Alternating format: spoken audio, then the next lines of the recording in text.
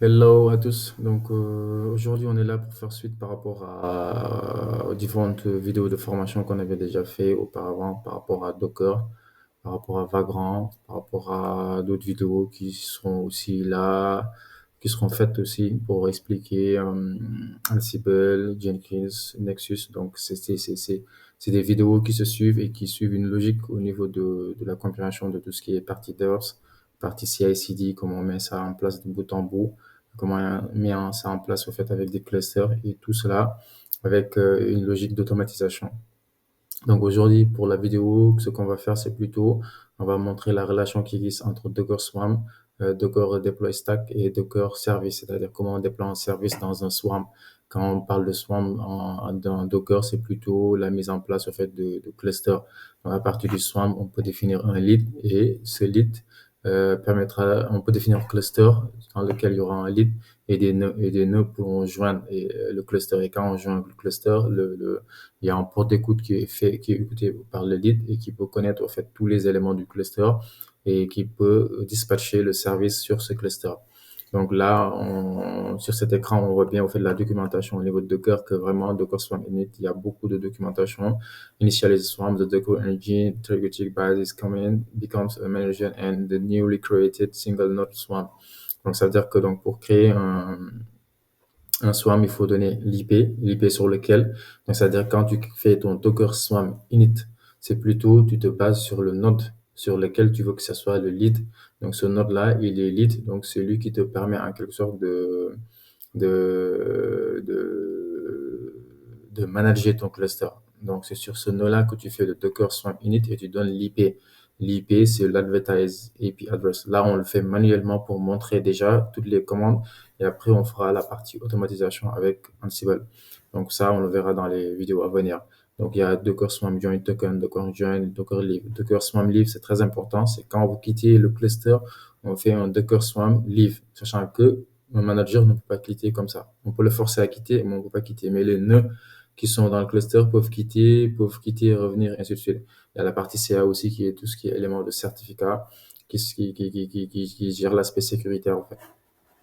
Donc, on va créer notre swarm au niveau du manager et joindre des nœuds. Donc, ce qu'on va faire, c'est ça.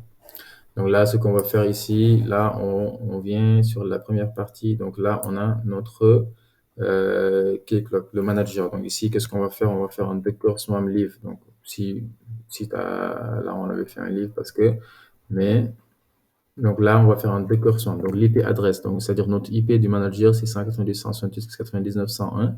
Donc, on va faire un Docker Swarm init-advertise IP address et on va voir que Docker Swarm va nous donner un token qui permettra aux nodes qui veulent joindre le cluster de l'utiliser. Donc là, on a le swarm initialisé, donc to add a worker. Donc ici, le plus souvent, sur Docker, on appelle ça les workers. C'est ce qui font le travail, en fait. C'est les nœuds qui font le travail. Le manager gère, mais les nœuds font le travail. Donc c'est les workers. Donc les workers peuvent joindre en utilisant Docker Swarm Join, le token qui est donné et l'IP address qui a été figuré. Et le port d'écoute, c'est le 2377. Donc le lead écoute sur le port 2377, mais aussi les notes ont un port d'écoute. Donc, ça veut dire que, en quelque sorte, le lead envoie au worker, est-ce que vous êtes là? Est-ce que vous êtes là? Et à chaque fois, il répond. Comme ça, le cluster est mis à jour et on peut savoir qu'est-ce qui se passe dans le cluster. Donc, par exemple, là, on peut voir on peut savoir tout de suite, est-ce qu'il y a des nœuds dans le cluster Docker? Par exemple, note S, toujours notre fameux sudo. Donc là, ce qu'on a, c'est on a un ID, lost name, qui est le manager, ready comme status. Des fois, quand c'est arrêté, ça peut, quand peut-être le statut, il peut être, il peut ne pas être ready au fait. Mais là, notre leader, il est ready. Et là, ce qui est très important, c'est que le manager status, c'est leader. Donc lui, il a le rôle de leader. Et il n'y a pas encore d'autres nœuds qui ont joint notre cluster. Il n'y a pas aussi de service qui a été déployé. Par exemple, en déployant un service sur le manager va utiliser les workers pour les déployer, sachant, bon, en utilisant le nombre de réplicas que tu lui as donné. Si tu lui as donné 2 réplicas, il va utiliser deux workers. Si tu lui dis trois réplicas. Si tu as trois workers, il va utiliser trois workers. Si tu n'as pas trois workers, il va utiliser les deux workers plus le manager.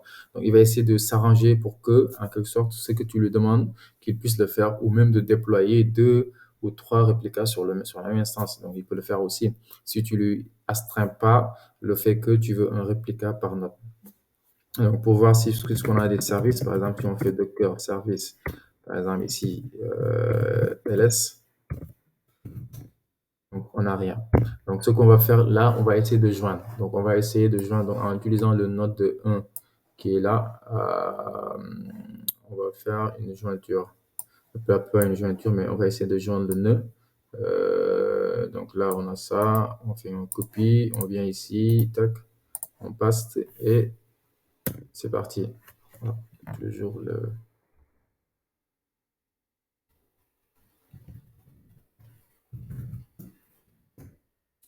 Donc là, this node join a swarm as a worker. C'est-à-dire que notre node 1 maintenant fait partie du swarm comme étant un worker. Donc utilisé comme étant un worker. Ce qui veut dire que lui, maintenant, quand on vient au niveau du manager ici, le manager doit le connaître. Le manager doit connaître notre nouveau, l'invité au fait qui s'est mis dans donc si on fait un sudo docker node ls, là, on a un nouveau. Donc, on a le node 1 qui est là, mode ready active, mais qui n'est pas leader. Donc, lui, il a le mode leader. Donc, celui qui a la notion de lead, c'est le manager. Et notre node a joint. Donc, ça veut dire que là, maintenant, on a un cluster de un lead et un worker. On a un lead et un worker.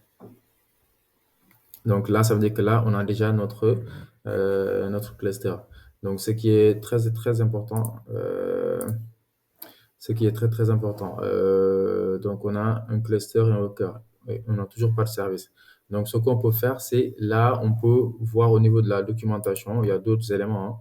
On peut voir dans la documentation, il y a des éléments où on va plutôt essayer de déployer un service. Il y a aussi la notion de certificat. Il ne faut pas l'utiliser euh, comme la partie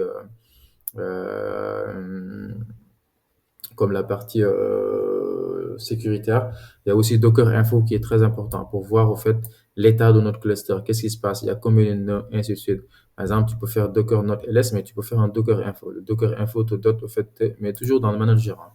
Dans le manager en sudo, Docker Info, il te donne ton état. En fait. Là, il te dit que tu as un conteneur, tu as ça, l'overlay. Il te donne plus d'informations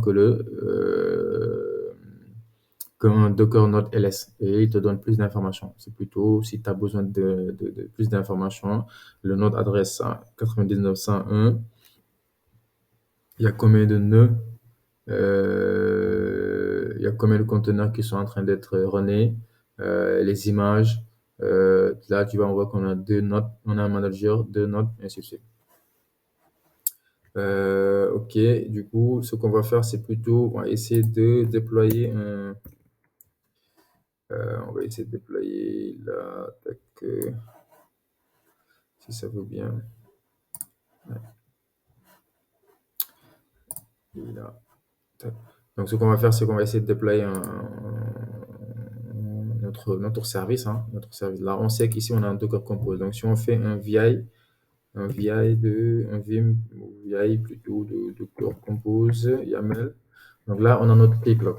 Donc le keycloak qu'on avait initialement en fait commencé, là on peut le mettre en mode réplica. Là on veut quoi?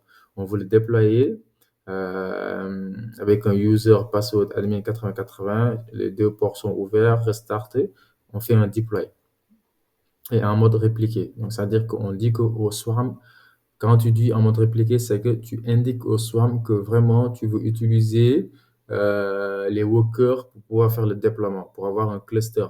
Donc, tu auras un cluster avec deux réplicas et tu auras un réplica par node. Donc, c'est ça qu'on va faire.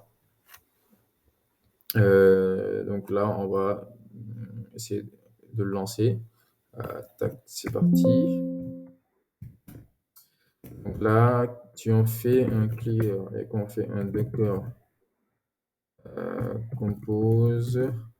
Hop,